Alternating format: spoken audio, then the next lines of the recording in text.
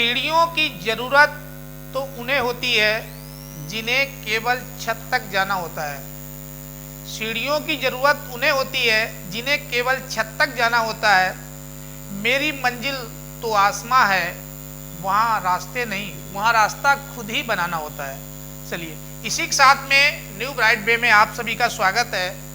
और आज हमारा जो बेसिक इंग्लिश चल रही थी उसका पार्ट 9 डायरेक्ट इनडायरेक्ट के लिए देखेंगे तो पार्ट 3 और सेंटेंस की हिसाब से देखें तो इम्परेटिव सेंटेंस पे हम लोग आ गए हैं। असर्टिव और इंट्रोगेटिव के दोनों पार्ट, जो ऑक्सिलरी वर्ब यानी सिंगल इंट्रोगेटिव और डबल इंट्रोगेटिव डब्ल्यू फैमिली दोनों हो चुका था।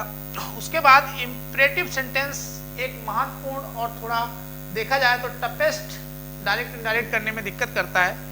आज इसी का टॉपिक है और इसमें निश्चित रूप से जैसे मैं कह रहा हूँ एक सीक्वेंस से आप देखिएगा थोड़ा पेशेंस के साथ, ये आप आज के बाद आपका हमेशा के लिए निश्चित रूप से एकदम क्लीन एंड क्लियर हो जाएगा। इम्परेटिव सेंटेंस होता क्या है तो इसको हमने एक शॉर्ट नोटेशन में पहले लिखा है, इसी तरीके से याद रखिए। इम्परेटिव सेंटेंस प्रायः ऑर्डर, ऑर्डर का मतलब होता है आदेश, आदेश आदेश देना, एडवाइस सलाह देना या सुझाव देना या परामर्श देना, सलाह या इसको परामर्श कहते हैं, परामर्श देना, आदेश देना। रिक्वेस्ट, तो इससे रिक्वेस्ट मतलब प्रार्थना करना या निवेदन करना, निवेदन करना। या फिर फॉरबिड मना करना, प्रोहिबिजन कानूनी जो मना किया जाता है, कानूनी तरह से मना करना, कानूनी मना और का बोध होता है। तो ऐसे सेंटेंसेस जिनमें order, advice, request, forbid, provision आदि का बोध हो या जो ज्ञान कराएं उन्हें इम्परेटिव कहते हैं। और दूसरा नंबर पे आपको ध्यान रखना है, ये सेंटेंस प्रायः वर्ब की फर्स्ट फॉर्म B1 लिखा गया है से प्रारंभ होते हैं। ये इसकी पहचान है, इसका आइडेंटिफिकेशन है कि जो वर्ब की फर्स्ट फॉर्म से ही प्रारंभ होंगे। तो जब वर्ब से प्रारंभ होंगे तो इनमें इम्परेटिव सेंटेंस, सब्जेक्ट तो दिखेगा ही नहीं क्योंकि वर्ब से प्रारंभ होंगे तो सब्जेक्ट जो है इसमें अंडरस्टूड रहता है। इम्परेटिव सेंटेंस में फर्स्ट पर्सन और थर्ड पर्सन के साथ लेट का प्रयोग होता है। तो लेट वाले भी जो डायरेक्ट इनडायरेक्ट हैं वो इसी इम्परेटिव का ही पार्ट हैं। और ऐसे वाक्य में जो डायरेक्ट स्पीच आती है उसमें निश्चित रूप से सब्जेक्ट जो है हेडन रहता है या अंडरस्टूड रहता है। तो सब्जेक्ट होता नहीं है अपने पास से, जब उसका इनडायरेक्ट बनाते हैं तो एक सुइटेबल सब्जेक्ट ऑब्जेक्ट अपने पास से ले लेते हैं। अब उसके बाद देखिए यहाँ से डायरेक्ट से इनडायरेक्ट में चेंज करने के कुछ नियम हैं जिनके इन्हीं रूल्स पे आपको कन्वर्ट करना पड़ेगा। तो इसमें हमने आपको बताया थे डायरेक्ट से इनडायरेक्ट करने के एक तो जनरल नियम होते हैं जो सब में चलते हैं और एक स्पेशल रूल्स होते हैं जो स्पेशल सेंटेंसेस के लिए बनाए गए हैं। तो इसमें जो जनरल रूल्स हैं, जनरल रूल्स में आप देखेंगे तो जनरल रूल्स में तो 3 होते हैं। चेंज ऑफ पर्सन, जिसके लिए सन फार्मूला आप लगाते हैं, तो ये तो आप उसी आधार पे कर लेंगे सन फार्मूला। और दूसरा चेंज ऑफ टेंस और change of other parts of speech, तो ये तो हो जाएगा। स्पेशल रूल्स जो हैं वो आपको यहाँ पे बताए जा चुके हैं, बताए जाएंगे यहाँ से। और जनरल रूल्स आपको ऑलरेडी पहले बताए जा चुके हैं। तो उसमें रिपोर्टिंग वर्ब जो है, यदि रिपोर्टिंग वर्ब हमारी सैड है को अर्थ के अनुसार कैसे चेंज करेंगे, तो सैड को ऑर्डर्ड, ऑर्डर्ड मतलब देखिए वही चीज है, आदेश देना, तो आदेश देना। दूसरा इसमें एडवाइस, किसी को सलाह देना या परामर्श देना,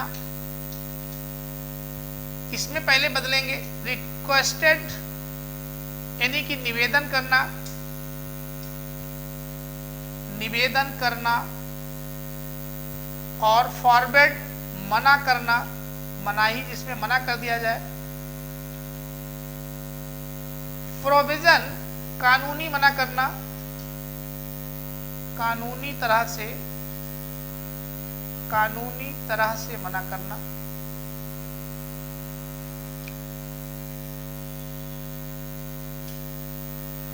और कमांड, ये सैनिकों में चलते हैं या जो हाईएस्ट ऑफिसर्स होते हैं वहां पे दिए जाते हैं। तो ये ऑर्डर ही है, लेकिन ये काफी हार्ड ऑर्डर होता है। तो आदेश देना ये दृढ़ता पूर्वक है। स्ट्रॉन्ग ऑर्डर जो होते हैं, तो स्ट्रॉन्ग ऑर्डर इसी में आते हैं। ऑर्गेट, इसी को आर्गुमेंट करना। और उसके बाद में ऑर्गेट के साथ साथ, तो यहां पे ऑर्गेट तो दृढ़ता पूर्वक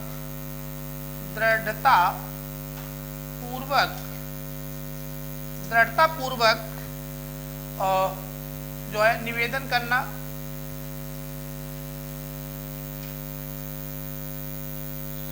तो ये आपका आर्ड, और बिगेड ये आपका याचना करना,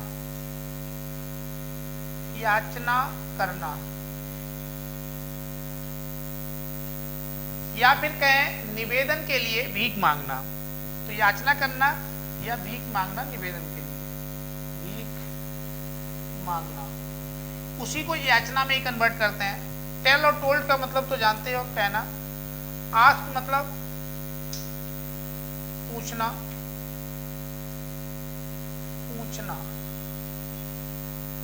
तो ये हमारी सेट 2 को भाव के अनुसार, जो सेंटेंस का भाव होगा, उसकी फीलिंग्स होंगी, उसके आधार पे इसको चेंज कर देंगे। इसको चेंज करने के पश्चात फिर अपना फर्स्ट रूल कंप्लीट हो जाएगा। सेकेंड रूल में आएंगे। सेकेंड रूल यहां से स्टार्ट होता है। डायरेक्ट स्पीच में रिपोर्टेड वर्ब, जो रिपोर्टिंग वर्ब है के बाद यदि ऑब्जेक्ट रहे या न रहे, लेकिन इनडायरेक्ट स्पीच में ऑब्जेक्ट अवश्य लगता है, ये ध्यान रखना है। उसमें आपको ऑब्जेक्ट लेना ही लेना है। अब समस्या ये आती है कि किसको ऑब्जेक्ट ले लेंगे, तो सुटेबल ऑब्जेक्ट लेना पड़ता है। यदि आई सब्जेक्ट है रिपोर्टिंग में, तो आई होने पर ऑब्जेक्ट आप हिज ले सकते हैं। या तो आप हिज ले लीजिए या फिर हर ले लीजिए। हिज लड़के के लिए, हर लड़की के लिए। लेकिन आई नहीं है, कोई अन्य है, कोई भी अन्य होने पर आप ऑब्जेक्ट मी लेंगे। बाकी केसेस में सभी में मी रहेगा। लेकिन यदि आई दिया गया हो, उसका रिपोर्टिंग जो वर्ब है, रिपोर्टिंग स्पीच है, उसका सब्जेक्ट, उस केस में आप हिज या हर ही रहेंगे। तो ये इसका सेकेंड रूल है। अभी इसमें 3 रूल्स और हैं। उसको लिखने के बाद, उसको बताने के बाद, जैसे इसमें हम आपको डायरेक्ट से इनडायरेक्ट करवाएंगे, तो ये सारी चीजें आपकी ऑटोमेटिकली समझ में आ जाएंगी। चलिए अब उनको बताते हैं।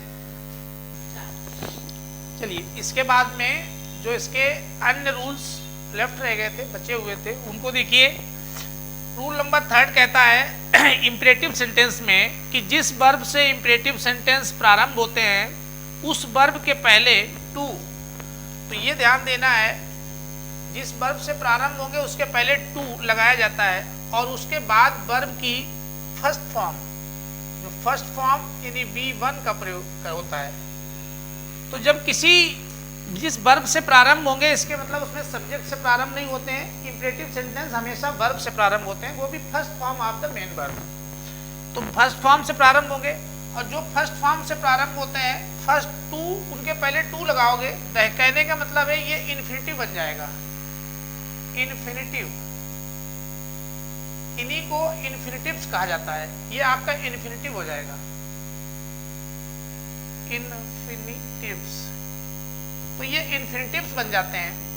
जब मेन वर्ब के पहले टू लगता है तो वो इन्फिनिटिव कहलाते हैं। ऐसे ही रूल नंबर 4 कहता है यदि रिपोर्टेड स्पीच नकारात्मक, नेगेटिव हो, तो उसमें डू नॉट, डज नॉट, नकारात्मक वर्ड आएंगे, नेवर, नथिंग, ठीक है। तो ये शब्द सब जब आते हैं तो उन शब्दों को हटा दिया जाता है। तो जितने भी नकारात्मक आएंगे, जैसे इंट्रोगेटिव में इंट्रोगेटिव को खत्म कर दिया जाता है जब उसका हम इनडायरेक्ट करते हैं, ऐसे इसमें नकारात्मक सेंटेंस को जो है हटा दिया जाता है, क्योंकि ऑलरेडी जो इसकी रिपोर्टिंग वर्ब है उसको नकारात्मक कर लिया जाता है। तो फोर्थ के बाद फिफ्थ रूल कहता है फॉरवर्ड के बाद में टू और वर्ब की मूल रूप फर्स्ट फॉर्म लगती है, और प्रोहिबिट होगा तो टू की जगह पे फ्रॉम आता है और मेन वर्ब में आईएनजी अवश्य लगता है। तो ये ध्यान रखिएगा, ये दो रूल और हैं। फॉरवर्ड जब भी लगाएंगे मना करना, फॉरवर्ड का मतलब होता है मना करना, तो जब मना करने वाला निगेटिव भाव होगा तो उसमें फॉरवर्ड के बाद टू लगाएंगे और मेन वर्ब की फर्स्ट फॉर्म का प्रयोग करेंगे।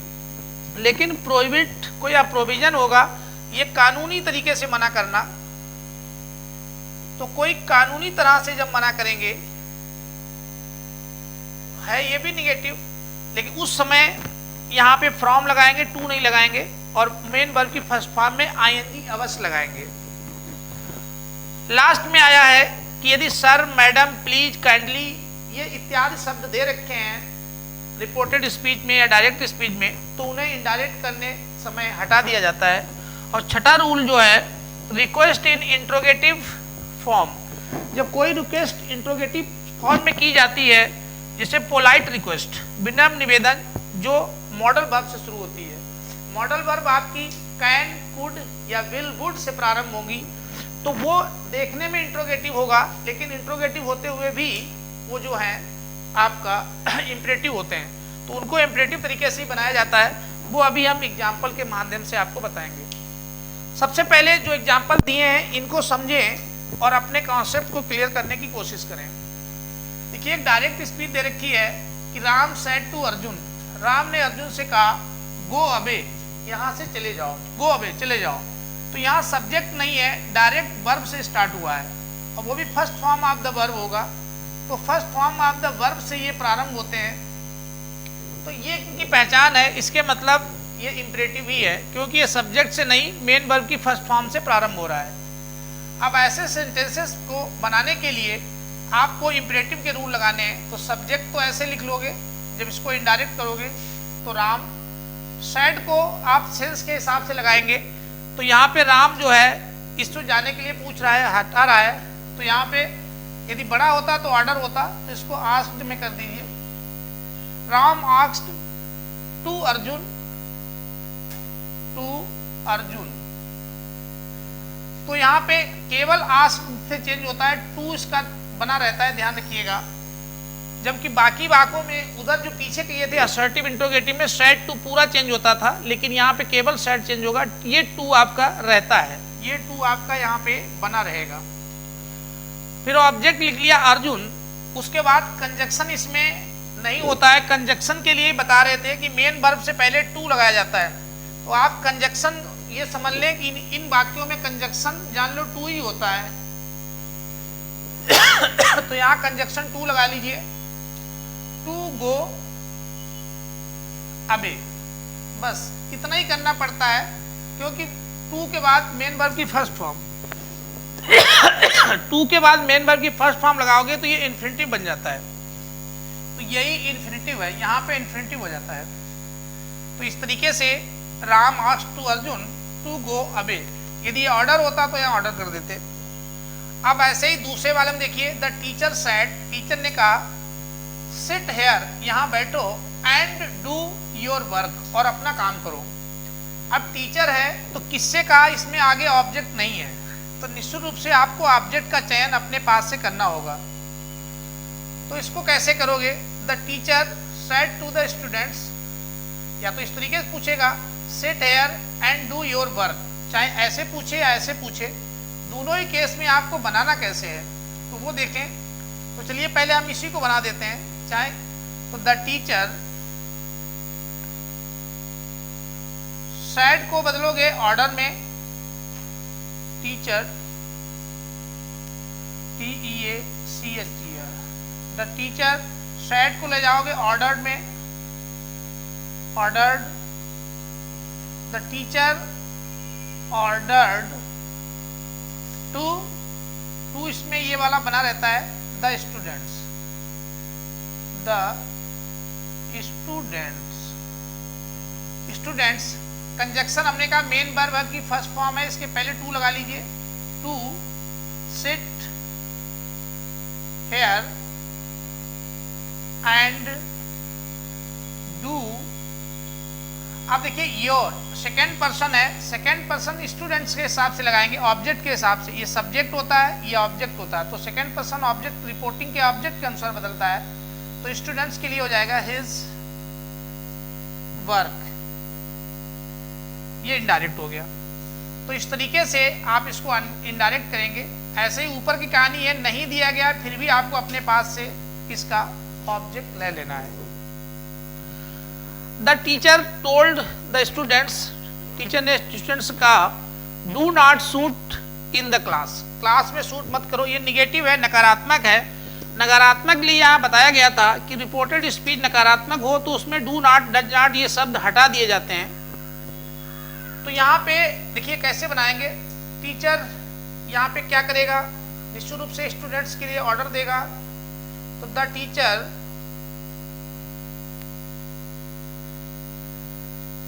ऑर्डर्ड, हालांकि आस्केड भी कर सकते हैं, ordered to the students,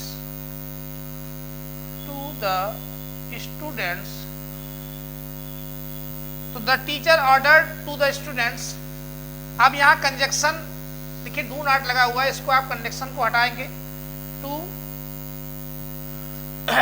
not शब्द हट जाएगा। तो एक मिनट, ऑर्डर्ड यहाँ पे द टीचर ऑर्डर्ड शब्द नहीं आएगा यहाँ पे, क्योंकि ये मना कर रहा है, तो इसीलिए तो ये निगेटिव शब्द हटते हैं। यही आपको ध्यान देना है, ये गलती यहाँ पे नहीं करनी है। तो टीचर ने मना किया हुआ है क्लास में शूट करने के लिए, तो ये यहीं से निगेटिव ले लिया जाएगा। और इसको निगेटिव लेने के लिए फॉरबिड, मना किया है, तो द टीचर फॉरबिड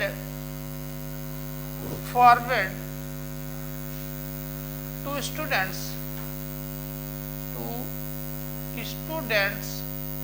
टीचर्स को मना किया है। जब यही निगेटिव हो गया तो आगे आपको अब ये निगेटिव शब्द लगाने की जगह नहीं, टू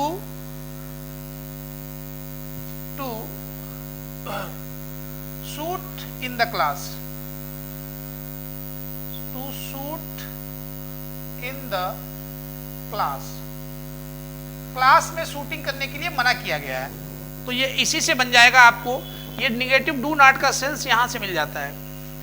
एक लास्ट में और देखें, डॉक्टर सेड, डॉक्टर ने कहा take medicine on time, on time मतलब सही समय पे दवाएं लेते रहिएगा।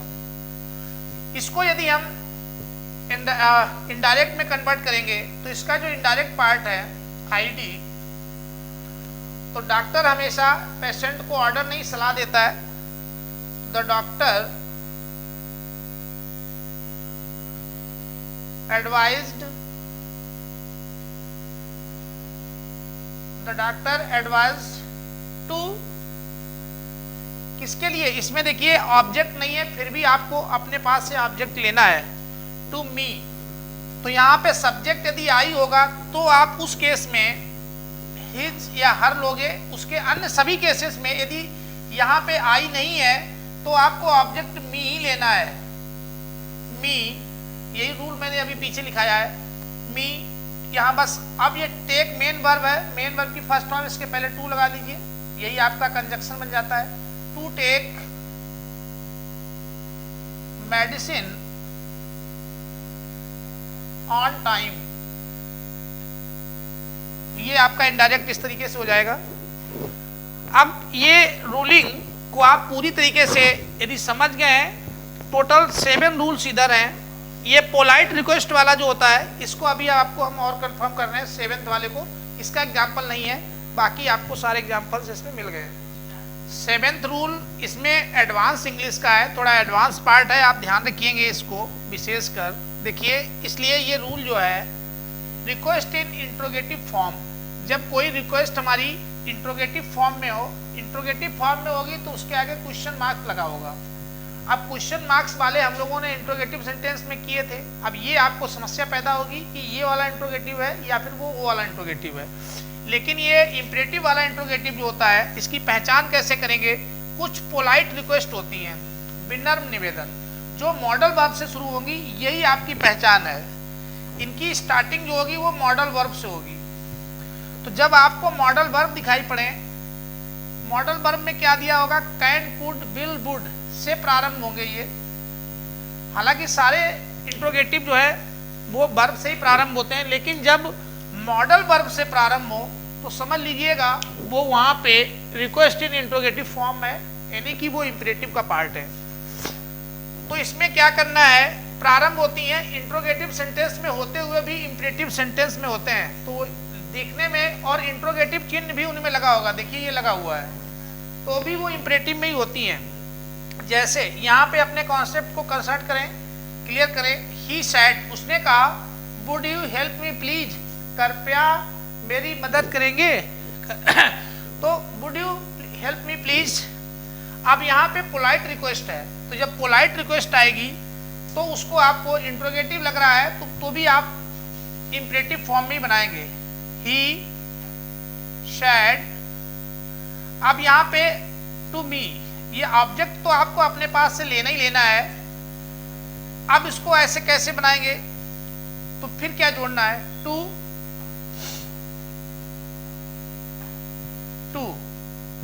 Help me. अब यू आपका सेकेंड पर्सन होता है, सेकेंड पर्सन को ऑब्जेक्ट के हिसाब से लोगे मी, तो मी के हिसाब से आपका क्या बन जाएगा ये, तो मी के हिसाब से आप यहाँ पे आई टू हेल्प मी प्लीज, तो would you help me please. तो इस टाइप के जब सेंटेंस आते हैं तो इसमें इसको ये इंट्रोगेटिव दिख रहा है, लेकिन इसको सैड टू को हम लोग यहाँ पे ये रिक्वेस्ट है, वो भी पोलाइट रिक्वेस्ट है, तो ही रिक्वेस्ट या रिक्वेस्टेड टू मी, ऑब्जेक्ट अपने पास से लेना है, यहाँ पे टू कंजक्शन लगाएंगे, ये हेल्प जाएगा टू, उसके बाद में हेल्प, HELP, हेल्प,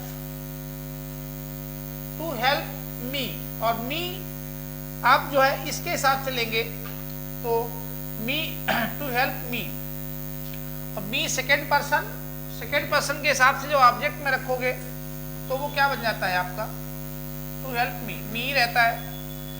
अब ऐसे ही दूसरा वाला ही सैड, उसने कहा will you please pass the salt, कृपया इस सॉल्ट को पास करोगे, तो इसमें ही सब्जेक्ट ऐसे ले लीजिए, तो ये रिक्वेस्ट है, तो यहाँ लिखेंगे he requested to.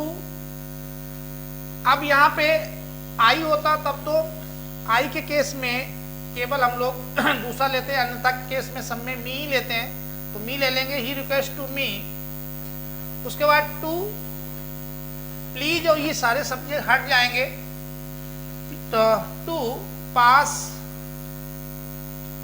The salt, तो उसने साल्ट को पास करने के लिए रिक्वेस्ट की, और इंट्रोगेटिव चिन्ह भी इसके हटा दिए जाते हैं। तो यहाँ पे इन चीज़ों का कोई मतलब नहीं रहता है, उसका सेंस देखा जाता है और सेंस के हिसाब से चेंज करते हैं। तो ही रिक्वेस्ट टू मी, उसने मुझसे रिक्वेस्ट की टू हेल्प मी, मेरी सहायता करने की, करके मेरी सहायता करिए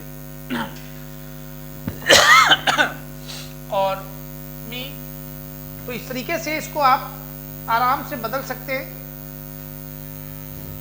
तो इसमें रिक्वेस्ट टू हेल्प, एक मिनट, इसका पर्सन देखेगा तो मी के हिसाब से ऑब्जेक्ट में ये हिम हो जाएगा, हिम, बाकी सब सही है। इस तरीके से आप इसको कन्वर्ट कर सकते हैं। चलिए अब नेक्स्ट आपको बताते हैं आगे जो आपके लेट से स्टार्ट होते हैं, लेट वाले।